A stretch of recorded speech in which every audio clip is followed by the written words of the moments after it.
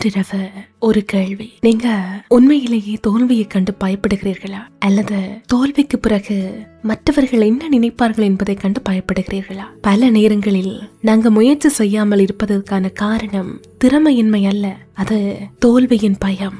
இதுவரைக்கும் தோல்வியை கண்டு பயந்து நீங்க எத்தனை விஷயங்களை தொடங்கவே இல்லை. ஒரு கனவு, ஒரு ஆப்பர்ச்சுனிட்டி, ஒரு புதிய முயற்சி, அனைத்தையும் ஃபெயிலியருக்கான பயம் நிறுத்தி விடுகிறதா?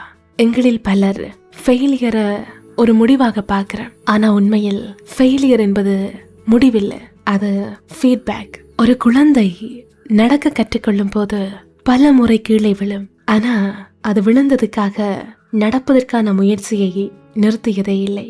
அதே போல எங்களுடைய வாழ்க்கையிலும் ஃபெயிலியர்ஸ் எங்களை நிறுத்த வரவில்லை, அது நிறைய விடயங்களை கற்றுக் கொடுக்க வந்திருக்கிறது.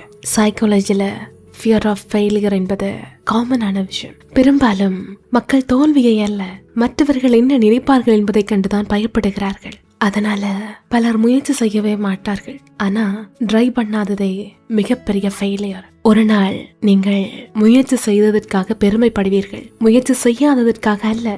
ஆனால் தோல்வியை கண்டு பயப்படாதீர்கள், அதை ஒரு டீச்சர் மாதிரி பாருங்க. ஏனென்றால் every success story has failures hidden inside it. இந்த கேள்வியை உங்களிடம் கேட்டு பாருங்கள். நான் தோல்வியை பற்றி அதிகமாக யோசிக்கிறேனா, அல்லது நான் கற்றுக்கொள்ளக்கூடிய பாடங்களை பற்றி யோசிக்கிறேனா?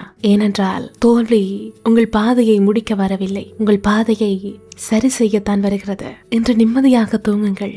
நாளை வெற்றிக்கு உத்தரவாதம் இல்லாவிட்டாலும் முயற்சிக்கு ஒரு வாய்ப்பு கொடுங்கள். ஏனென்றால் உங்களை பின்னால் இழுப்பது தோல்வி அல்ல, தோல்வியை பற்றிய பயம்தான். Failure is a lesson, not a life sentence. This is Mind Voice Podcast. Failure is not the opposite of success. It's part of success. நீங்க ஃபெயிலியருக்கு பயந்து இன்னும் தொடங்காத ஒரு விடயம் என்ன? கமெண்ட் பண்ணுங்க.